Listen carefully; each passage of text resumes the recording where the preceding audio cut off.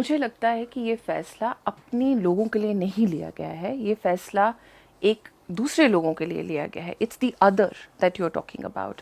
ये जो हुआ है वो हम सब जानते हैं और इस बारे में क्या कह सकते हैं, इट्स वेरी अनफॉर्चुनेट। हम लोग तो वो है ही है कि इस चीज़ को लेके बहुत ही ज़्यादा दुख की बात है, जो सोच भी नहीं सकता था इंसान की कभी पॉसिबल हो गया। मजाक में कहा जाती थी ये चीज़ कि अरे 370 हटा देंगे और 35A और ये सब, लेकिन कभी हकीकत होगी ये मतलब यकीन नहीं था, लेकिन हो गया है। ये अपने लोगों के लिए नहीं किया गया, ये आप कश्मीरियों को कुछ और समझते हैं, एक सौतेला बर्ताव करते हैं या जो भी करते हैं उस तरीके से।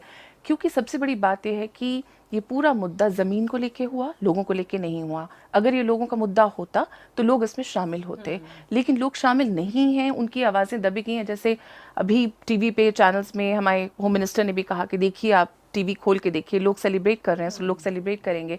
कौन सेलिब्रेट कर रहा है? जिनको ये इफेक्ट ही नहीं करती, उनके लिए ये बना रहे हैं। आपको लगता है उनके लिए सही है, आप अगर ऐसा है आप वोट करवाइए, आप पूछिए ये बिल इस तरीके से है, आप कहिए कि हम अमेंडमेंट करना चाहते हैं। फिर देखिए, अगर लोग सामने आते हैं कश्मीर को कहते हैं हमें इसमें कोई एतराज़ नहीं, तो फिर ठीक है। हम लोग की कश्मीर का स्पेशल स्टेटस है, और ये कोई जब 580 प्रिंसली स्टेट्स जब आई यूनियन ऑफ इंडिया में, तो ये नहीं था कि सबको एक ही आपने उसमें लेके, सिर्फ कश्मीर ऐसा था जिसमें एक्सेशन जो है उस तरीके का, लेकिन उसके 370 बनाया गया कि उसको एक स्पेशल स्टेटस कायम किया जाए।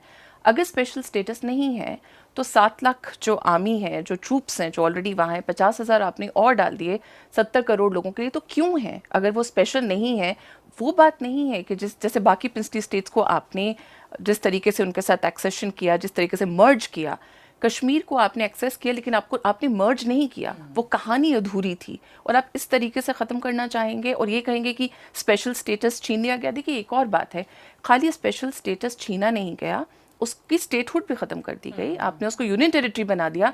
इंडिया में शायद ये हुआ होगा कि एक स्टेट को यूनियन टेरिटरी बनाया गया है, आज तक यूनियन टेरिटरी स्टेट्स बनती रही हैं।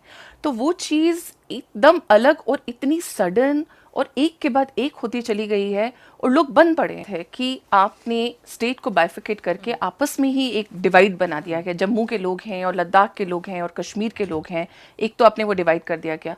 वो क्यों इस तरीके से किया? क्योंकि मेरे हिसाब से एक अलग पॉलिसी है जो कश्मीर को लेके है, जो जम्मू को लेके है, जो लद्दाख को लेके है। लद्दाख में आपने असेंबली नहीं दी है, आपने जम्मू और श्रीनगर में असेंबली, कि आप विद इन स्टेट्स क्या करना चाह रहे हैं, और एक डिवाइड करके आप इस चीज़ को इन फ्यूचर इसका क्या रिप्रिकॉशंस होंगे वी डोंट नो। लेकिन हाँ, ये ज़रूर है कि एक इस तरीके से लगता है कि यू बिन डिच्ड, और आपको ये लगता है कि आप कहीं ना कहीं आपके साथ गद्दारी हुई है, आपके साथ धोखा हुआ है। स्टेप पीछे हमें ये देखना होगा जो हुआ कश्मीर को लेके। जैसे 1 घंटे की टोटल डिबेट पार्लियामेंट में हुई और बात रखी, आपने प्रेसिडेंशियल ऑर्डर निकाला और झट से आपने कॉन्स्टिट्यूशन को करके आपने कह दिया हो गया।